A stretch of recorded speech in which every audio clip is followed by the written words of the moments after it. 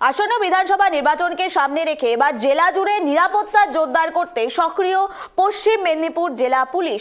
নতুন দায়িত্ব নেওয়ার পর থেকেই কড়া অবস্থানে পুলিশ সুপার পাপিয়া সুলতানা। রবিবার বেদলা এলাকায় কেন্দ্রীয় বাহিনীকে সঙ্গে নিয়ে রুট মার্চ করেন তিনি। সাধারণ মানুষের মধ্যে আস্থা এবং নিরাপত্তার বার্তা পৌঁছে দিতেই এই উদ্যোগ।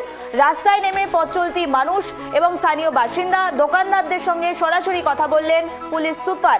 সকলকে নির্ভয়ে ভোট দেওয়ার আহ্বানও জানালেন তিনি।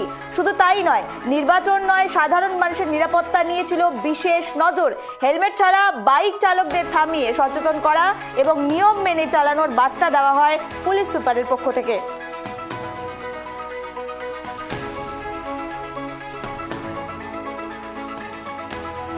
আমি বেলদা থানা ভিজিট করছি এবং অন্যান্য অনেক থানায় ভিজিট করেছি।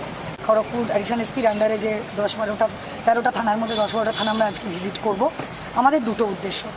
এক হচ্ছে প্রত্যেকের ফোর্সের একদম কনস্টেবল লেভেল পর্যন্ত প্রত্যেকের কাছে কমিশনের যে 6টা দায়িত্ব আমাদের বলা হয়েছে, violence free, influence free, intimidation free এবং বুথ জ্যামিং, সোর্স জ্যামিং বা ছাপ্পা ভোট হবে না, এইটার জন্য তাদেরকে কনফিডেন্স দেওয়া, ইনফরমেশন দেওয়া এবং এটা বলা তারা যেন খুব ফ্রিলি এবং ফেয়ার ইলেকশন করানোর জন্য সেই সাহসটা পায়। আর আমরা আপ টু এসপি পর্যন্ত তারা আমাদেরকে অ্যাক্সেস করতে পারে, যে কোনো সময় দ্বিধাহীনভাবে, ভয়হীনভাবে আমাদের কোনো প্রবলেম জানাতে পারে, কোনো ইস্যু হলে আমাদের জানাতে পারে, সেটা পর্যন্ত তাদের বলা। আর আমরা সেন্ট্রাল ফোর্সের সঙ্গে প্রত্যেকটা জায়গায় জায়গায় যাওয়া, ভালনারেবল ভোটার্স, ভালনারেবল এরিয়া, প্রত্যেকটা জায়গা ঘুরে মানুষের মধ্যে এই কনফিডেন্স আমরা দিতে চাই যে তারা যেন নির্ভয়ে, দ্বিধাহীনভাবে তারা ভোট দিতে পারে। প্রশাসন তাদের সঙ্গে আছে।